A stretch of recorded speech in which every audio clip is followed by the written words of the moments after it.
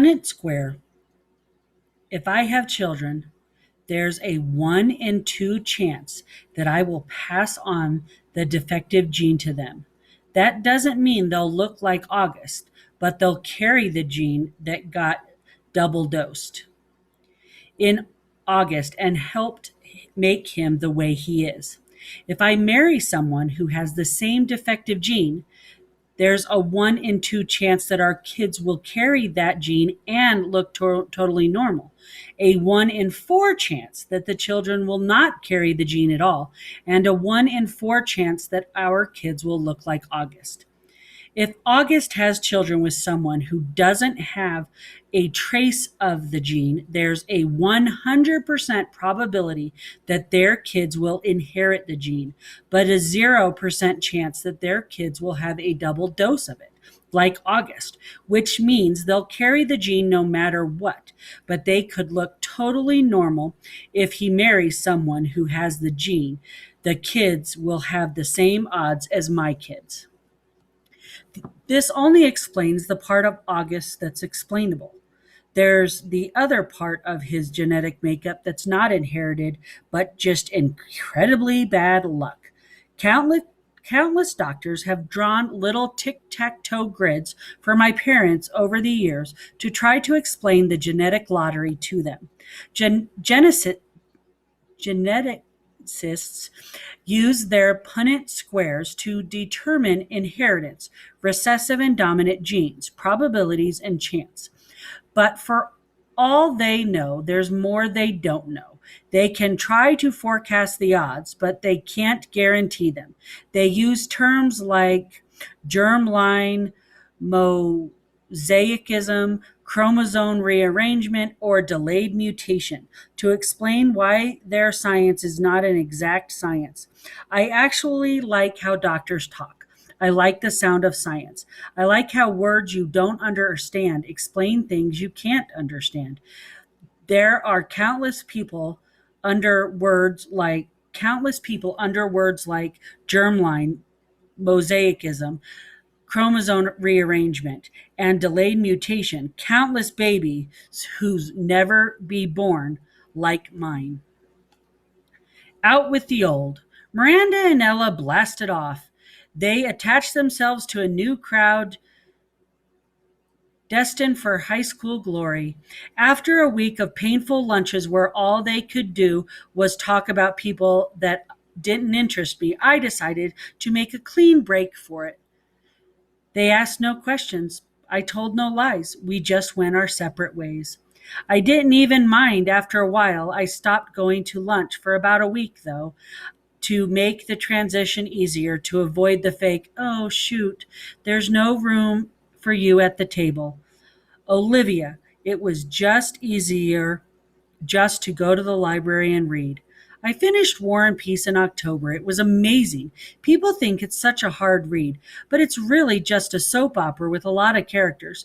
People falling in love, fighting for love, dying for love. I want to be in love like that someday. I want my husband to love me the way Prince Andre loves Natasha. I ended up hanging out with a girl named Eleanor, who I'd known from my days at PS22. Though we'd gone to different middle schools, Eleanor had always been a really smart girl. A little bit of a crybaby back then, but nice. I'd never realized how funny she was. Not laugh out loud, daddy funny, but full of great quips. She never knew how lighthearted I could be. Eleanor, I guess, had always been under the impression that I was very serious. And as it turns out, she never liked Miranda and Ella. She thought they were stuck up. I gained entry through Eleanor to the smart kids table at lunch. It was a larger group that I've been accustomed to hanging out with, and a more diverse crowd. It included Eleanor's boyfriend, Kevin, who would definitely become class president someday, a few techie guys, girls like Eleanor who were members of the yearbook committee and the debate club, and a quiet guy named Justin who had small round glasses and played the violin, and who I had an instant crush on. When I'd see Miranda and Ella, who were now hanging out with the super popular set, we'd say, "Hey, what's up?" and move on. Occasionally, Miranda would ask how August was doing and then say, "Tell him I said hello." This I never did, not to spite Miranda, but because August was in his own world these days. There were times at home that we never crossed paths. October 31st. Grants had died the night before Halloween.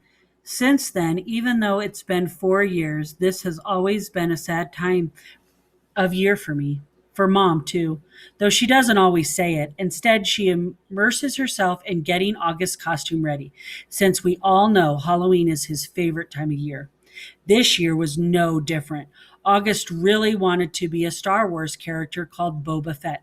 So mom looked for a Boba Fett costume in August's size, which, strangely enough, was out of stock everywhere. So she went online to every online store, found a few on eBay that were going for an outrageous amount, and finally ended up buying a Jango Fett costume that she then converted into a Boba Fett costume by painting it green. I would say, in all, she must have spent 2 weeks working on that stupid costume. And no, I won't mention the fact that mom has never made any of my costumes because it really has no bearing on anything at all. The morning of Halloween, I woke up thinking about Grans, which made me really sad and weepy. Dad kept telling me to hurry up and get dressed, which just stressed me out even more. And suddenly I started crying. I just wanted to stay home. So Dad took August to school that morning, and Mom said I could stay home, and the two of us cried together for a while. One thing I knew for sure, however, was clinging, however, however, how much that I miss Gran. Mom must have missed her more.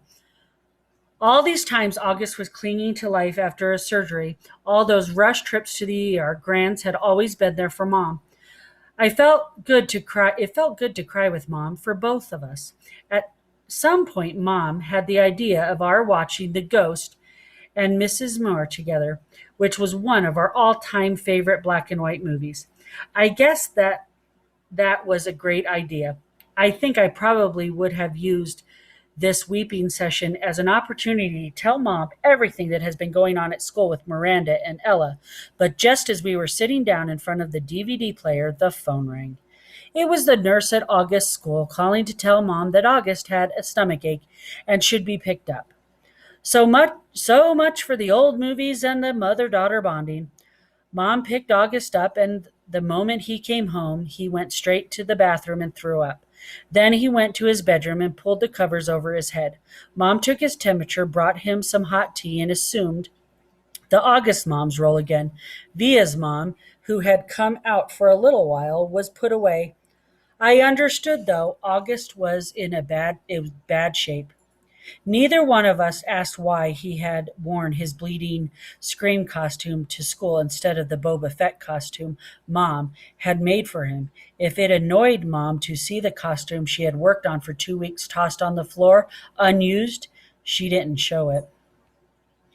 Trick or treat. August said he wasn't feeling well enough to go trick or treating later in the afternoon, which was sad for him because I know how much he loved to trick or treat, especially after it got dark outside. Even though I was well beyond the trick or treating stage myself, I usually threw on some mask or other to accompany him up and down the blocks. Watching him knocking on people's doors, giddy with excitement, I knew it was the one night of the year that he could truly be like every other kid. No one knew he was different under the mask. To August, that must have felt absolutely amazing. At 7 o'clock that night, I knocked on his door. Hey, I said. Hey, he said back. He wasn't playing his PlayStation or reading a comic book. He was just laying on his bed, looking at the ceiling. Daisy, as always, was next to him on the bed, her head draped over his legs. The bleeding screen costume was crumpled up on the floor next to the Boba Fett costume. How's your stomach? I said, sitting next to him on the bed. I'm still nauseous. You sure you're not up for the Halloween parade? Positive. This surprised me. Usually August was Such a trooper about his medical issues, whether it was skateboarding a few days after a surgery or sipping food through straws when his mouth was practically bolted shut. This was a kid who'd gotten more shots, taken more medicines, put up with more procedures by the age of 10 than most people would have put up with in 10 lifetimes, and he was sidelined with a little nausea. You want to tell me what's up? I said, sounding a bit like Mom. No. Is it school? Yes. Teachers, schoolwork, friends? He didn't answer. Did someone say something? I asked. People always say something, he said bitterly. I could tell he was close to crying. Tell me what happened, I said. And he told me what happened. He had overheard some mean boy, very mean boy, saying some things about him. He didn't care about the other boys had said. He expected that, but he was hurt that one of the boys was his best friend, Jack Will. I remembered his mentioning Jack a couple times over the past few months. I remembered Mom and Dad saying he seemed like a really nice kid, saying they were glad August had already made a friend like that. Sometimes kids are stupid, I said softly, holding his hand. I'm sure he didn't mean it. Then why would he say it? He's been pretending to be my friend all along. Tushman probably bribed him with good grades or something. I bet he was like, hey, Jack, if you make friends with the freak, you don't have to take any tests this year. You know that's not true. And don't call yourself a freak. Whatever. I wish I'd never gone to school in the first place. And I thought you were liking it. I hate it. He was angry all of a sudden, punching his pillow. I hate it. I hate it. I hate it. He was shrieking at the top of his lungs. I didn't say anything. I didn't know what to say. He was hurt. He was mad. I let him have a few more minutes of his fury. Daisy started licking the tears off his face. Come on, Augie, I said, patting his back gently. Why don't you put on your Jango Fett costume and it's Boba Fett costume? Why does everyone get that mixed up? Boba Fett costume, I said, trying to stay calm. I put my arm around his shoulders. Let's just go to the parade, okay? If I go to the parade, Mom will think I'm feeling better and make me go to school tomorrow. Mom would never make you go to school, I answered. Come on, Augie. Let's go. It'll be fun, I promise. And I'll let you have all my candy. He didn't argue. He got out of bed and slowly started pulling on the Boba Fett costume. I helped him adjust the straps and tighten the belt, and by the time he put the helmet on, I could tell he was feeling better. Time to think. August played up the stomach ache the next few days so he wouldn't have to go to school. I admit I felt a little bad for Mom, who was generally concerned that he had a stomach bug, but I had promised August I wouldn't tell her about the incident at school. By Sunday, he was still determined not to go back to school. What are you planning on telling Mom and Dad? I asked him when he told me this. They said I could quit whenever I wanted to, he said, this while he was still focused on a comic book he was reading. But you've never been that kind of kid who quits things, I said truthfully. That's not like you. I'm quitting. You're going to have to tell Mom and Dad why, I pointed out, pulling the comic book out of his hand so he'd have to look up at me while we were talking. Then Mom will call the school and everyone will know about it. Will Jack get into trouble? I would think so. Good.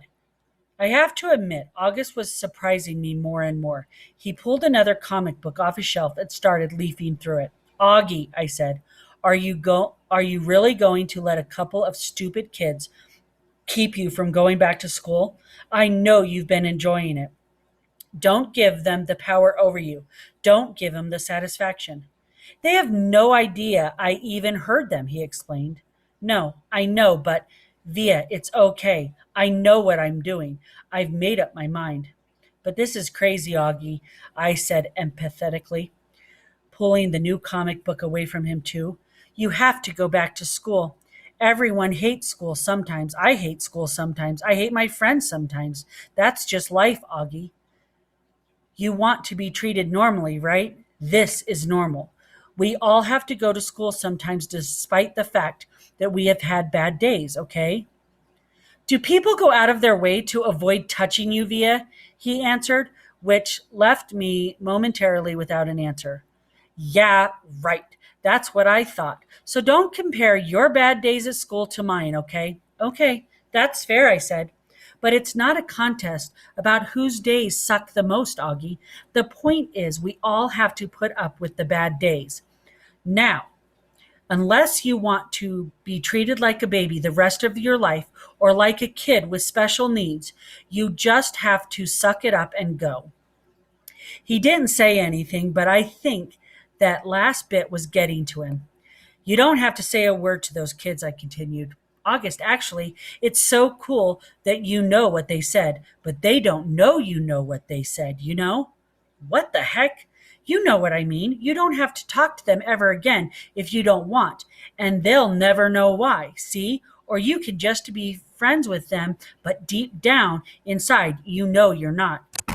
Is that how you are with Miranda? He asked. No, I answered quickly, defensively. I never faked my feelings for Miranda. So why are you saying I should?